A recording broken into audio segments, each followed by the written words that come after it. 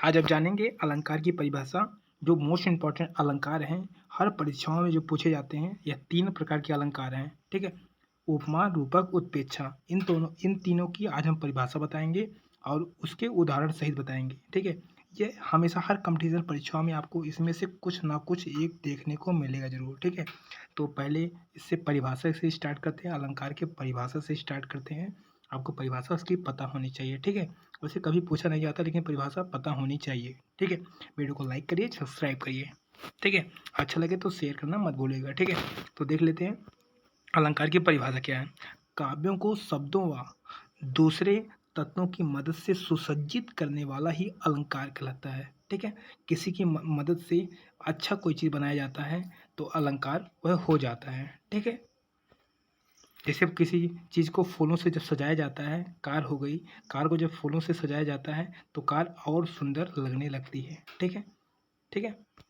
तो आगे देख लेते हैं उपमा, रूपक, उत्प्रेक्षा जो मोस्ट इम्पॉर्टेंट अलंकार हैं, जो हर परीक्षाओं में पूछे जाते हैं।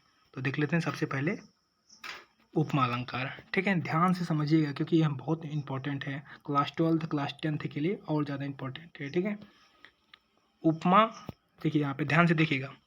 उपमा का अर्थ है, उप का अर्थ है, उपमा कैसे बना है? उप का अर्थ है समीप से, और पा का अर्थ है तोलना या देखना, ठीक है? उप का अर्थ है समीप मतलब पास, और पा का अर्थ है तोलना या देखना। अतः जब दो भिन्न वस्तुओं में समानता दिखाई जाती है, ठीक है? जैसे मान लीजिए एक दूसरी पेन है, ठीक है? एक इक्को का पेन है, एक नटराज की पेन है, ठीक है? दोनों में डिफरेंस, ये अच्छा चलता है, ये खराब चलता है, दोनों में डिफरेंस दिखाया जाता है ना, ठीक है? समानता तुलना की जाए, ठीक है? अतः जब दो भिन्न वस्तुओं में समानता दिखाई जाती है तब वहाँ उपमा अलंकार होता है। जैसे हमने समझाया ना, पेन का हो गया, जैसे दो आदमी हैं, ठीक है? ये आदमी अच्छा है, ये आदमी बुरा है, ठीक है? तो उसमें समानता तुलना की गई, ठीक है? तो इसी को उपमा अलंकार कहते हैं।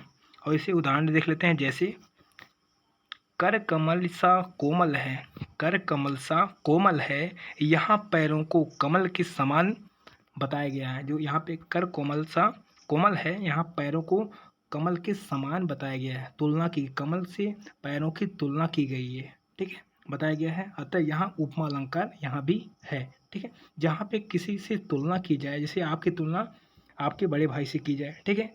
ठीक है? आपकी तुलना आपके बड़ी बहन से की जाए, तो यहाँ पे तुलना की जाएगी, ठीक है? तो यहाँ पे उपमा, जहाँ भी तुलना की जाए वहाँ उपमा अलंकार होगा ही होगा।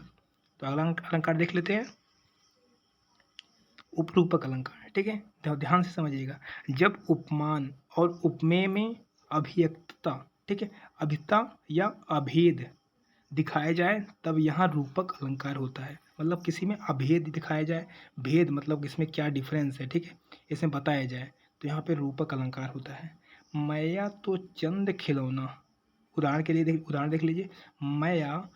मैं तो चंद्र खिलौना, लय हो मैया मुझे चंद्र खिलौना चाहिए, चंद्र के समान मुझे खिलौना चाहिए, ठीक है? तो यहाँ देखिए ऊपर दिए गए उदाहरण में, ठीक है, इनका इसका अर्थ, इसका आशय क्या है? चंद्रमा एवं खिलौने में समानता ना दिखाकर चाँद को ही खिलौना बोल दिया गया है। क्या कह रहे हैं? मैं तो चंद्र खिलौना चाहिए, जो चाँद है उसको खिलौना बता दिया गया है, ठीक है? उसमें कोई समानता नहीं बताई गई है, ठीक है?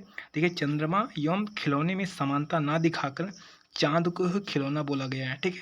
जैसे आप लड़के हैं, ठीक है, कोई लड़की है, तो उसमें मतलब डिफरेंस ना दिखाया जाए। आप लड़के हैं लेकिन आपको लड़की बोल दिया जाए, तो आपको कैसा लगेगा? खराब लगेगा ना? तो इसमें कोई समानता ना दिखाई जाए, ठीक है?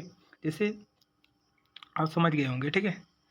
तो बहुत इंपॉर्टेंट है इसे, तो 10th और क्लास 12th के लिए, हर क्लास के लिए बहुत इंपॉर्टेंट है। आपको हर पेपर में इसमें से 3 में से ज़रूर आपको देखने को मिलेगा।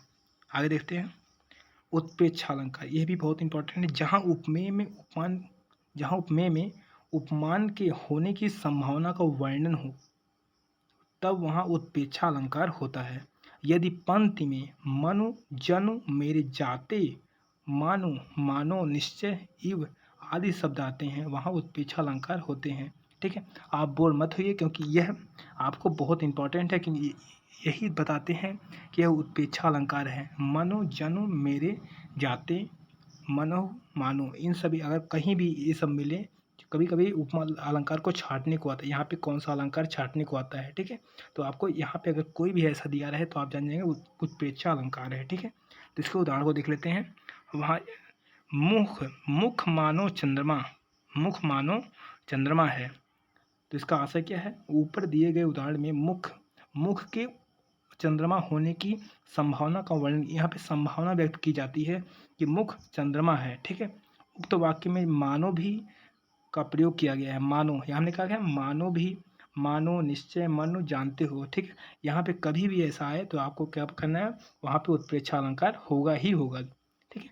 अगर आपको ये तीनों अलंकार समझ में आए हैं, ठीक है, तो अपने दोस्तों के साथ शेयर जरूर कीजिए, क्योंकि 12th और 10th 12th 9th हर क्लास में यह आपको 4 नंबर में देखने को मिल जाएगा दोस्तों। और कंपटीशन एग्जाम में तो आना ही आना है दोस्तों, ठीक है। तो आपको कैसा लगा कमेंट बॉक्स में हमें कमेंट करके जरूर बताइएगा, फीडबैक जरूर दीजिएगा। इससे आपको हमें मोटिवेशन मिलता है और आगे भी से वीडियो बनाए। ऐसी आपको इंटरेस्टिंग वीडियो चाहिए तो चैनल पर पहली दफ़ा आए, चैनल को सब्सक्राइब कर लीजिए, ठीक है। अगर सब्सक्राइब किया है तो लाइक कर लीजिए चैनल को, और वीडियो को ज़्यादा से ज़्यादा लोगों तक शेयर कीजिए, जिससे उनको भी बेनिफिट मिल सके दोस्तों। तो thank you for watching this video.